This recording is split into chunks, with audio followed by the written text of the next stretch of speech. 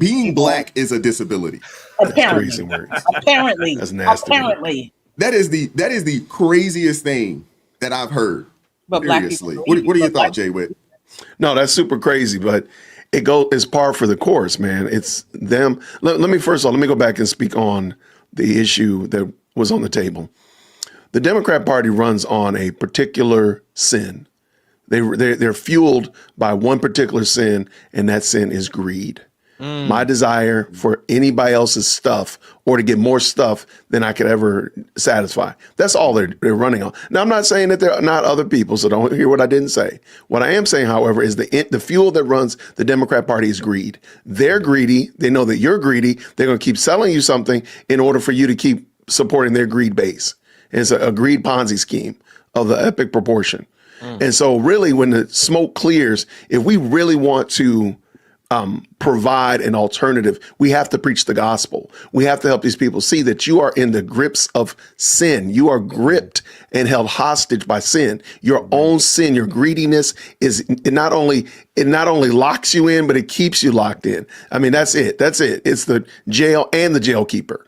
Your sin. You need that. You need to hear that, know that, and realize the only way out of this sinful cycle, this Ouroboros of sin, is Christ. Period. End of day. Catch me outside.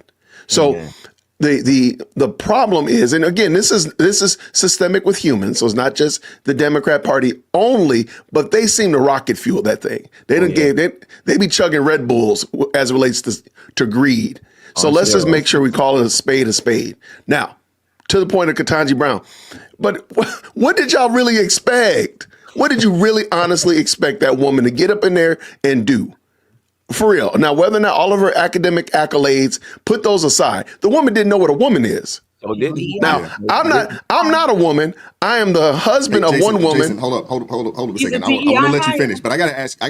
What would you say to someone that says, "Hey, she only said that so she could get in that position because she didn't want to, ruffle the feathers of, some of the Democrats or far left progressives out there. She only said that. She doesn't necessarily believe, that a woman can be anything."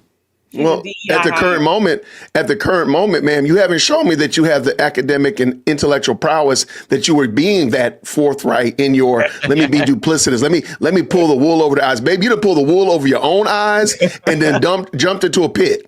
Okay, so what did y'all really expect her to do? Yeah. And she's had several of these moments since she's become a Supreme Court justice. So a lot of y'all are like, yo, we got buyer's remorse. Like, what the heck did we get ourselves caught up Broadway? In? Right. So she's proven herself. She's proven that, no, she really didn't know what a woman is. Like, again, as I was saying, I'm the husband of one and the father of two. I can tell you what a woman is, and it's not me. So the fact that Ketanji Brown allegedly is a woman and doesn't know what a woman is, she was telling y'all that she's going to do this type of dumb stuff. So for her to say that black people are disabled, that's what y'all believe. And you know what? I think she's right. She is a black woman, is disabled. She is disabled.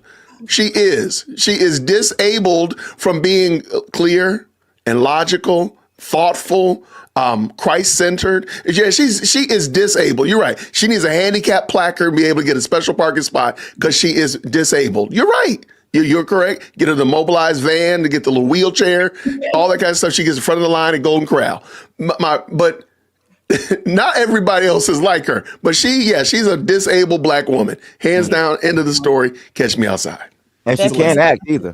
But I don't understand why black people don't feel offended by this at this point. Because they bought in. They bought into the Democrat lie.